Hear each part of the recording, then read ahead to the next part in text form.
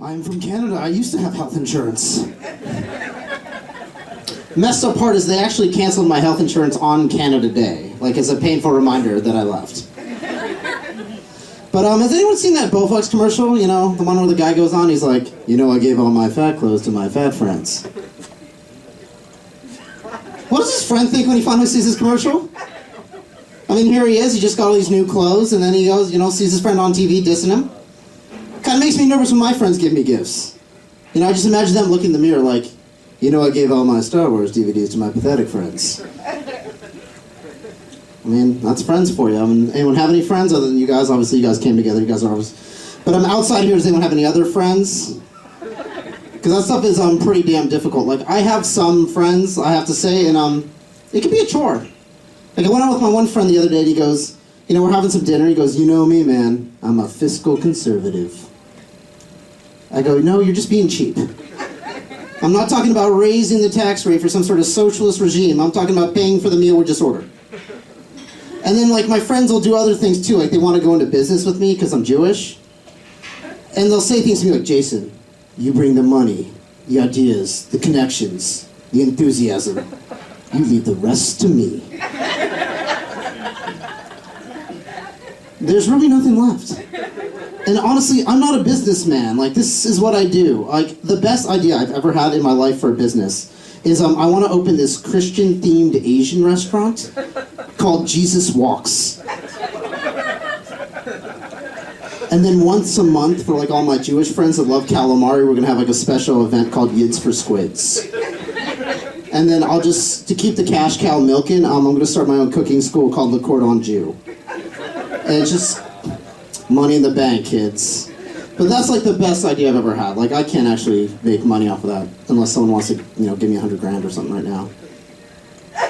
Alright, never mind. She looks like she could be a part, you know, shareholder kind of thing.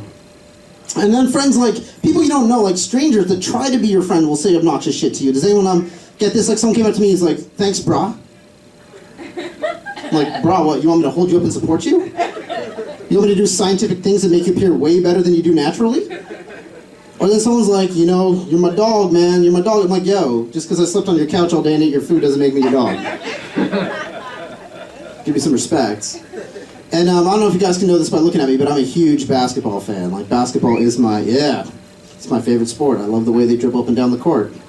Everyone knows that rap song from the 80s, other than me. But my favorite player is Rasheed Wallace, but it's totally for off-the-court reasons. This dude was like a legend of off-the-courtness.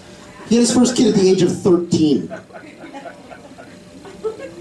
He was definitely at different bar mitzvah parties than I was, is all I'm trying to say. Like, I was scared of the slow dance. This guy was going straight to the hole, big time. And it's crazy because he, like, 13-year difference from his kid. Like, I went to a school that went from kindergarten all the way through high school. Like, they would have been in school together. And, like, based on the quality of our basketball team, like, they both would have been playing.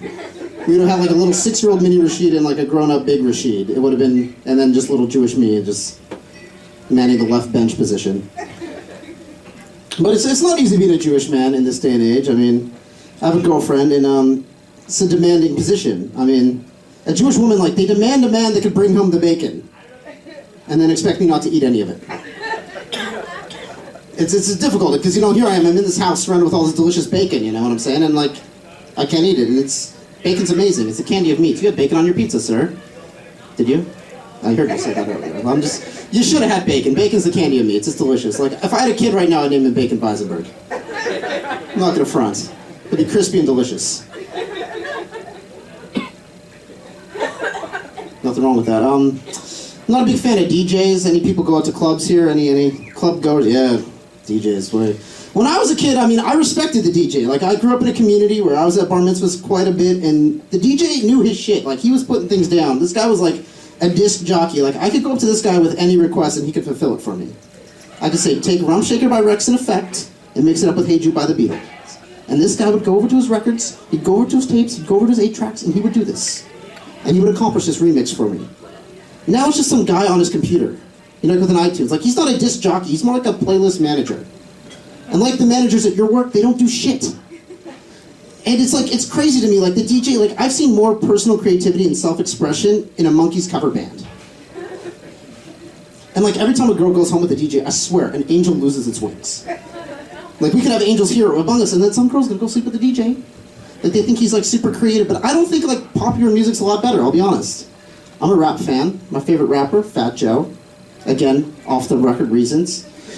Interesting fact, he actually got his nickname Fat Joe because he used to work at his uncle's bakery. I thought he got it by being insanely overweight. Shows what I know about rap nicknames.